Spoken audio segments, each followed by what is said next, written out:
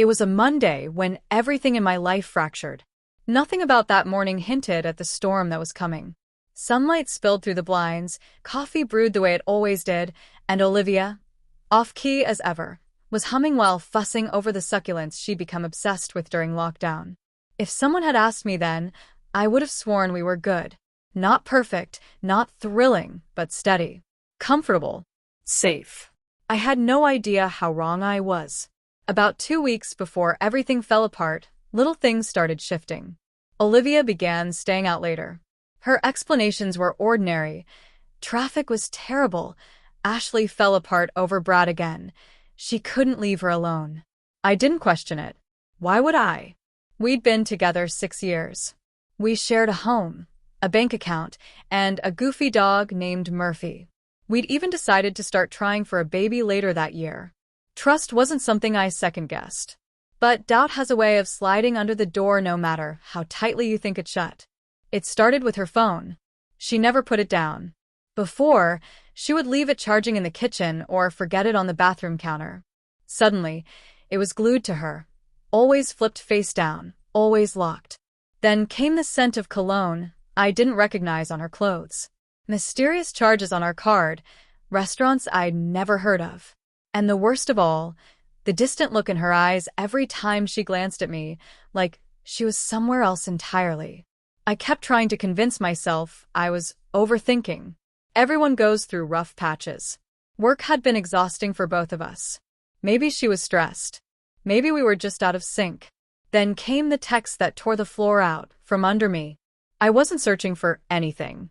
Her phone buzzed while she was in the shower, and Murphy knocked it off the nightstand while chasing his tail. I picked it up reflexively and froze. A message from someone saved as T lit up the screen. Last night was insane. Can't get you out of my head. Ready for round 2. My heart stopped. My mind went blank. Hands shaking, I scrolled. More messages. More nights. More secrets. Photos. Videos. Things I didn't even know she liked, shared with someone else. She came out of the bathroom wrapped in a towel, steam trailing behind her, and found me standing there with her phone in my hand. My voice barely held together when I asked her to explain. What shocked me wasn't guilt on her face. It was irritation. "I've told you you're too controlling," she muttered, arms crossed like she was the injured party. A laugh ripped out of me, sharp and bitter. "You've been sleeping with someone else for months. And I'm the controlling one?" Her expression didn't soften. No apology. No shame. Just a cold explanation that she hadn't been happy, that I worked too much, that I didn't talk to her, that she needed more. The rest of the argument blurred into a whirl of shouting, slammed doors, and Murphy barking anxiously in the corner. She packed a bag. I didn't stop her. I watched her walk out the door like someone watching a building collapse in slow motion, unable to move, unable to breathe. The days after that melted into each other. I didn't go to work. Food tasted like nothing. Murphy barely left my side. I replayed everything. Our vacations, our late-night talks, even the petty disputes, and then the betrayal tore through me again and again. I thought the worst pain was losing her. It wasn't. The real hit came when I learned who she left me for. Trevor. I didn't recognize the name at first, but when I saw his face online, everything clicked. He was the overly confident sales rep from her company's holiday party, the one who kept brushing her lower back and cracking jokes that went over my head. The one she insisted was just a friend. That was who she threw away 6 years for. A guy with too much hair gel and the personality of a motivational poster. I didn't want her back, not for a second. But some wounded part of me wanted to see how her choice played out. Her social media overflowed with romantic photos at first. Wine glasses, city lights, weekend getaways. They looked nauseatingly happy. But happiness built on deceit never lasts. 2 months later, the updates stopped. Complete silence. A mutual friend, one of the few who didn't abandon me in the fallout, told me Olivia had been admitted to the hospital. Some kind of infection. I pretended I didn't care. Maybe a part of me wished I didn't. Then I heard Trevor had vanished. Changed his number. Moved away.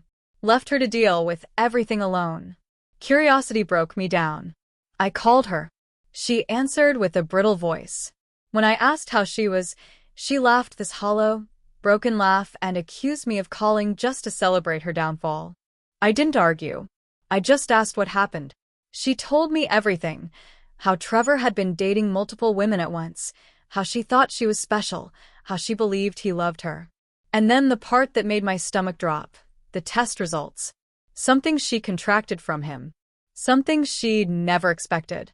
When she needed him, when she was terrified and suffering, he disappeared without a trace. I thought he cared, she whispered. I gave up everything for him. You didn't give it up, I said quietly. You threw it away. She cried softly, and I let her. I didn't mock her. I didn't rub salt in the wound. But I didn't go to see her either. Forgiveness is one thing. Self-destruction is another. After she got out of the hospital, she reached out again. Said she missed me. Said she still loved me. Said she wanted to fix things. But betrayal ruins even the deepest love. She shattered something that couldn't be repaired.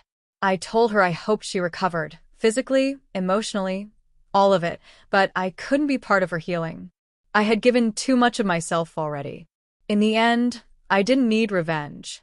Life handed her all the consequences she had convinced herself she'd escaped. And me?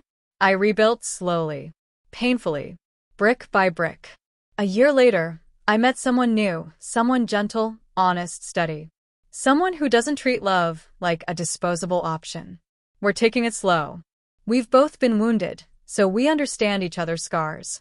There's comfort in that, knowing exactly what you'll never tolerate again. Sometimes, late at night, when Murphy curls up at the foot of my bed, I think of Olivia. I wonder if she ever realizes what her choices cost her. But I don't dwell on it anymore. Some chapters aren't meant to be rewritten. Some are simply meant to be survived.